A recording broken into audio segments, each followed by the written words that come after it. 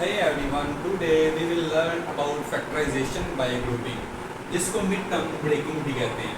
अच्छा, सबसे पहले तो बेटा हम देखेंगे कि फैक्टराइजेशन का मतलब क्या है। बेटा फैक्टराइजेशन का मतलब है आपके पास जो एक्सप्रेशन दिया गया है, इस एक्सप्रेशन को ब्रेक करके दो ऐसे एक्सप्रेशन में तब्दील करना है जिनको प्रोडक्ट करने पे, जिनको मल्टीप्लाई करने पे हमारे पास यही एक्सप्रेशन आएगा। तो सबसे पहला काम जो बेटा आपने करना है, इनकी साइडों को आपस में क्या कर देना है, मल्टीप्लाई। अब पहली रकम है 2x² और दूसरी है 5। तो बेटा 2x² को प्लस 5 से मल्टीप्लाई करने पे बेटा क्या आ जाएगा, 2x² को मल्टीप्लाई करना है प्लस 5 से। ठीक है जी बेटा, तो 2x² को प्लस 5 से बेटा मल्टीप्लाई करने पे आएगा क्या, देखें 2 5 are 10 और x² वैसे का वैसे। ठीक है जी, तो प्लस प्लस आर प्लस। बेटा 2x² को प्लस 5 से मल्टीप्लाई करने पे आया है प्लस 10x²। अब इस 10x² के बेटा हमने फैक्टर बनाने हैं। क्या बनाने हैं, फैक्टर। यानी फैक्टर बनाने का मतलब ये होगा कि ये किस किस के टेबल में आता है 10। तो बेटा 1 के टेबल में 10 आता है, 1 10s are 10। इसी तरह 2 के टेबल में भी आता है 2 5s are 10। आगे 3 आता है, बेटा 3 के टेबल में 10 नहीं आता, 4 के टेबल में भी 10 नहीं आता, 5 के टेबल में 10 आता है। तो 5 हमने पहले लिख लिया, बार बार लिखने की ज़रूरत नहीं है। अब फैक्टराइज तो कर लिया बेटा, देखें दरमियान में क्या, ज़रा गौर करें। दरमियान में है प्लस 11x, तो दरमियान वाला जो होगा वो लिखना है आपने इधर, प्लस 11x इधर भी और प्लस 11x इधर भी। एक चीज़ का बेटा आपने ध्यान रखना है, इनकी साइडों को मल्टीप्लाई करने के बाद साइन आ गया यहाँ प्लस का, तो जो भी इसके पेयर बनेंगे, फैक्टर बनेंगे, उनके साइन क्या होंगे, सेम, एक जैसे होंगे। यानी इधर प्लस आया है तो इन दोनों के साइन सेम होंगे।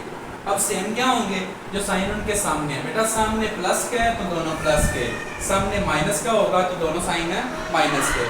अब इधर साइन प्लस का है तो दोनों साइन किसके होंगे बेटा, प्लस के। ठीक है जी, अब बेटा गौर करें, 5 + 2 7 आता है, 11 नहीं आता। इसका मतलब है ये हमारा पेयर वैलिड नहीं है।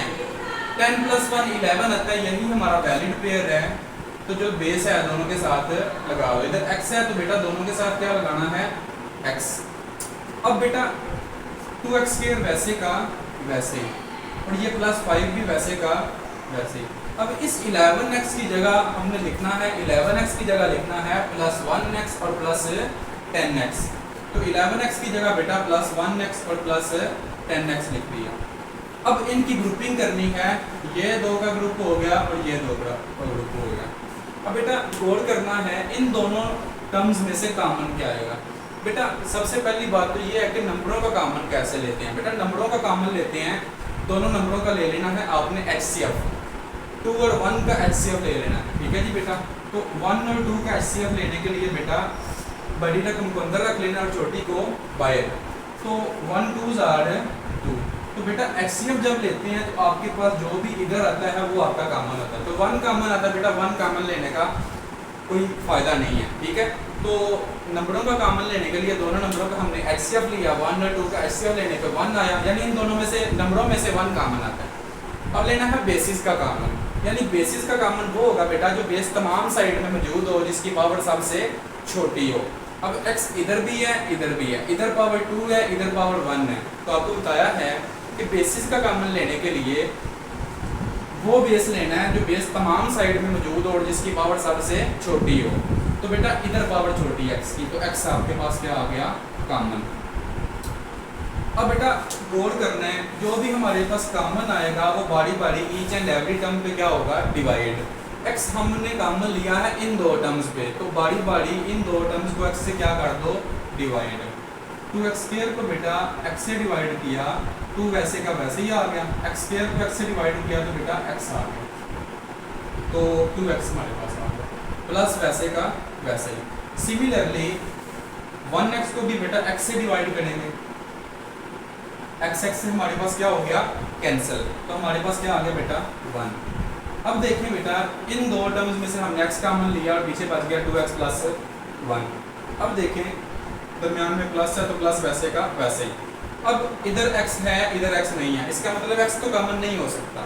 ठीक है, अब 5 और 10 का कॉमन लेना है। तो मैंने आपको बताया है जब भी आपने जितने भी नंबरों का कॉमन लेना है तो जितने भी नंबर दिए गए हैं उनका ले लेना है HCF। इधर हमारे पास दो नंबर हैं 5 और 10, तो बेटा 5 और 10 का HCF लेंगे, बड़े को अंदर रख लेना है, छोटे को बाहर, और 5 2s आर 10। तो ये भी चीज़ आपको बताइए, कॉमन जब लेते हैं HCF ये वाला आता है, ठीक है। तो 5 HCF था 5 और 10 का, इसका मतलब है 5 और 10 का बेटा HCF हो गया आपके पास है 5, तो 5 इन दोनों में से कॉमन है।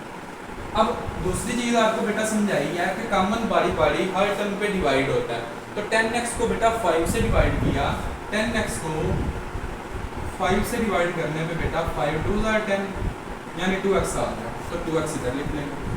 सिमिलरली प्लस वैसे का वैसे।